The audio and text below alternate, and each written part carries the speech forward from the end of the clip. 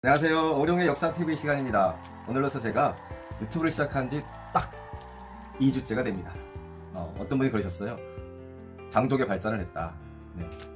부족한 방송을 찾아주셔서 댓글을 달아주신 여러분들, 소영님, 수영님, 발을동동님, 안경유튜브님, 기환 선자님, 여러분들의 성원의 덕분으로 오늘 2주째에 와서 좀 더 여유로운 방송을 할 수 있지 않을까라는 생각이 듭니다. 오늘은 말씀드린 대로 조선 궁녀의 삶 두 번째 이야기를 나눠볼까 합니다. 궁녀들은 고액 연봉자에도 해당되는 사람들이었죠. 정규직이면서 동시에 국가 공무원이었으니까 나름대로 축적에도 관심들이 있었던 것 같습니다. 조선 인조, 효종, 현종 때 3대에 걸쳐서 상궁으로 있었던 박상궁. 그녀는 약 1만 평의 토지를 소유했던 지주였습니다. 심지어 국가로부터 정식으로 인증을 받은 그러한 지주였던 셈이죠. 궁녀들의 궁궐 박출입은 엄격히 제한됐습니다. 하지만 예외가 있었죠. 요즘으로 치면 월급날입니다. 그날 출입회를 받아서 자기의 집에 다녀올 수 있었습니다. 그동안 받았던 쌀이며 콩이며 북어를 가지고 식구들과 따뜻한 밥 한 끼를 먹고 왔을 것이라고 봅니다. 그의 삶에서 가장 중요했던 것은 무엇이었을까요? 결혼도 할 수 없었고 또 연애도 할 수 없었습니다. 하지만 억제하고 억압할수록 이들의 은밀한 만남은 더 있었던 것 같습니다. 목숨을 건 사랑이었죠. 별감이나 내관들과 몰래 만난 것입니다. 발견되는 즉시 대다수의 궁녀들은 차명에 처졌죠. 혹여 임신이라도 했다고 하면 출산함과 동시에 목숨을 잃었습니다.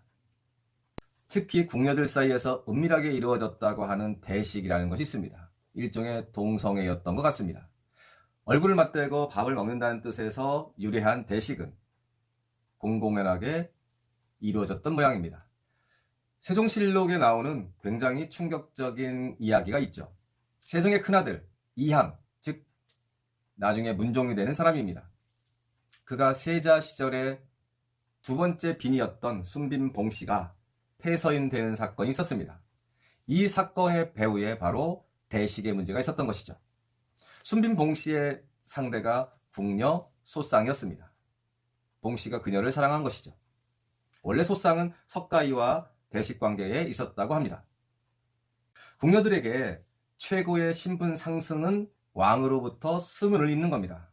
그 즉시 사품의 반열에 오르죠. 내명부에 소속이 됩니다. 왕의 자식을 낳는다면 빈에 오를 수도 있고요. 장의빈 같은 경우는 숙종의 아들을 낳고 중전까지 오르는 경우가 있습니다. 그러나 대부분의 궁녀들은 나이가 들면, 즉 일할 능력이 떨어지면 궁을 나가야 하는 것이죠. 예외적인 경우가 조선에서 딱 두 번 있었습니다. 숙종과 영조 때였죠. 가뭄이 심했습니다. 결혼하지 못한 여인들의 한이 하늘에 닿았기 때문에 비가 내리지 않는다 라는 이유로 궁궐에 있었던 궁녀들이 출궁하게 된 것이죠. 궁녀들도 빠른 진급을 위해 능력 있고 실력 있는 신료들하고 굉장히 친밀한 관계를 유지하기 위해서 노력했습니다. 왜냐하면 궁녀들 자체가 공무원과 같은 품계가 있었기 때문에 자기들이 더 높은 자리에 오르기 위해선 능력 있는 신료와 연결하지 않고는 불가능했기 때문이겠죠. 마찬가지로 관리들도 궁녀들과 가까이 지냄으로써 왕에게 좋은 말들이 들어갈 수 있도록 하는 연결고리를 만들어낼 수 있었기 때문이죠. 특히 제조상궁의 경우는 지방유생 수천 명이 올린 상소보다 더 막강한 효력을 왕한테 발휘할 수 있었습니다.